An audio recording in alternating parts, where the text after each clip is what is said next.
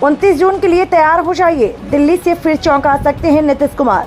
नीतीश कुमार ने पिछली बार दिल्ली में जेडीयू कार्यकारिणी की बैठक बुलाई थी तो राष्ट्रीय अध्यक्ष पद राजीव रंजन उर्फ लल्लन सिंह से लेकर खुद काबिज हो गए थे। दिल्ली में 29 जून को होने वाली राष्ट्रीय कार्यकारिणी की बैठक में इस बार नीतीश कार्यकारी अध्यक्ष के नाम की घोषणा कर सकते हैं। बता दें, जनता दल यूनाइटेड ने 29 जून को दिल्ली में राष्ट्रीय कार्यकारिणी की बैठक बुलाई। इसे लेकर बिहार में तरह तरह की चर्चाओं का बाजार गर्म है। कई तरह के कयास लगाए जा रहे हैं। कुछ तो ये भी कह रहे हैं कि नीतीश कुमार कार्यकारिणी की बैठक में पीएम नरेंद्र मोदी की सरकार को सौंपने के लिए मांगों का ज्ञापन तैयार करने का प्रस्ताव दे सकते हैं।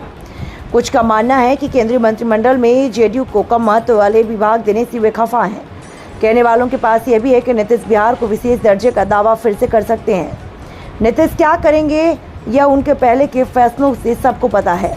वे क्या करने वाले हैं इस बारे में उनके अलावा पार्टी के लोगों को भी पता नहीं। नीतीश की इस खासियत ने चर्चाओं को जन्म दे दिया। हालांकि कुछ दिनों से वे अस्वस्थ है। हाल ही में पटना के एक निजी अस्पताल में उनका इलाज कराया गया। बाह में दर्द की शिकायत पर उन्हें अस्पताल में भर्ती होना पड़ा। नीतीश की राजनीति और उनकी कामकाज की शैली को समझने वाले जानकार मानते हैं कि नीतीश ऐसा कुछ नहीं करेंगे जैसे कयास लगाए जा रहे हैं। उन्हें भी बताया कि 12 सांसदों के भरोसे नरेंद्र मोदी पर दबाव बनाना उनके लिए लाभकारी नहीं है। रही बात बिहार को विशेष दर्जे की मांग की, तो नीतीश पहले से यह मांग करते रहे हैं। वे इस मांग को तभी उठाते हैं जब वे एनडीए से बाहर रहते हैं। इस बार वे एनडीए के साथ तो हैं, इसकी उम्मीद बेमानी है। वे यह भी जानते हैं कि मांगने से कुछ मिलेगा है, यह जरूरी नहीं है।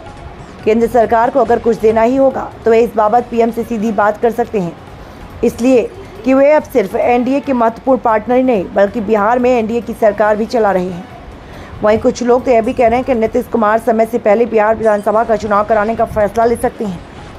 बिहार के जाने माने सीनियर जर्नलिस्ट अरुण पांडे कहते हैं कि इस सवाल का सीधा जवाब यह है कि पहले चुनाव कराने से उन्हें कोई फायदा नहीं होगा। एनडीए में जिस तरह उनकी पूछ पड़ी है, उनको अगली बार सीएम बनाने के नाम पर नाक भी सिकोड़ने वाले भाजपा के प्रदेश स्तर के नेता 2025 का विधानसभा चुनाव उनके नेतृत्व में लड़ने की बात कह रहे हैं। उससे साफ है कि उनकी कुर्सी को फिलहाल कोई खतरा नहीं।